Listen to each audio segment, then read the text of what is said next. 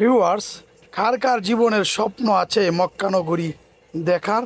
হয়তো আপনার তৌফিক নেই, কিন্তু আপনি দেখার বড় ইচ্ছে। কমেন্ট করে জানান। দেখুন, আমি নাজমুল চৌধুরী আপনাকে মক্কা নগরীর এই সুন্দর মুহূর্ত দেখানোর সুযোগ করে দিয়েছি। সবাইকে শেয়ার এবং কমেন্টের মাধ্যমে দেখার সুযোগ করে দিন। আল্লাহ রাব্বুল আলামিন যেন সকল মুসলমানরে এখান থেকে যাওয়ার পরে মুমিন বানিয়ে নেন। আমিও আপনার জন্য দোয়া করছি। আপনিও আল্লাহ রাব্বুল আলামিনকে বলুন, আল্লাহ আপনি পরম করুণাময়, আপনি আমাদেরকে মক্কা নগরীর সুন্দর দেখার সুযোগ করে দিন। কারণ জীবনে একবার যদি আপনি এখানে এসে আল্লাহ রাব্বুল আলামিনের কাছে ক্ষমা চান, হয়তো আল্লাহ রাব্বুল আলামিন আপনাকে ক্ষমা করতে পারে।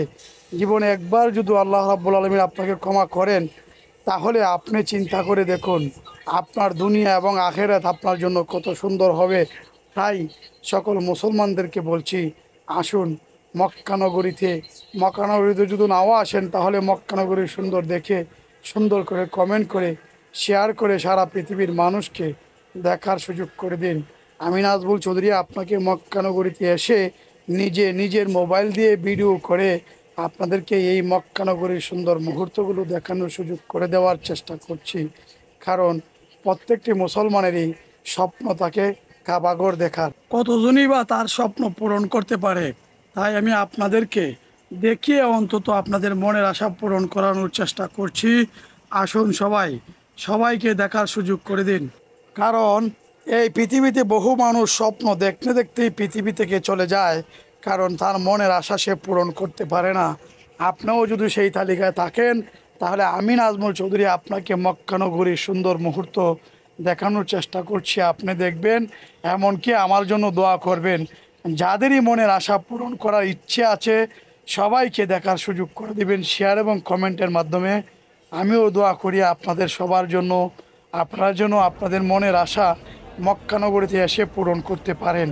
কারণ প্রত্যেকটি মুসলমানের এই দায়িত্ব কাবাঘর তওয়াফ করা, এমনকি উমরা হজ এবং বড় হজ করা।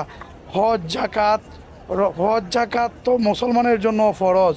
কারণ কালিমা, নামাজ, রোজা, হজ, জাকাত তো ইসলামের 5টি স্তম্ভ হচ্ছে সকল মুসলমানের জন্য।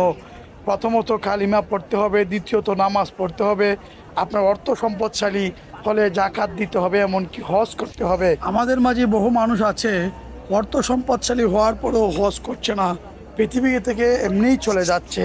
যাই হোক, আমি আপনাদের জন্য দোয়া করছি, আপনারা যদি অর্থ সম্পদশালী হয়ে থাকেন, তাহলে আল্লাহ রাব্বুল আলামিন যেন আপনাদের হৃদয়ে সেই সুযোগটি দেন।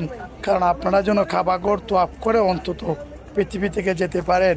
আর আমার আরেকটি অনুরোধ হলো, আপনাদের সকল মুসলমানদেরকে আপনারা এই ভিডিওটা দেখার সুযোগ করে দেবেন ইনশাল্লাহ।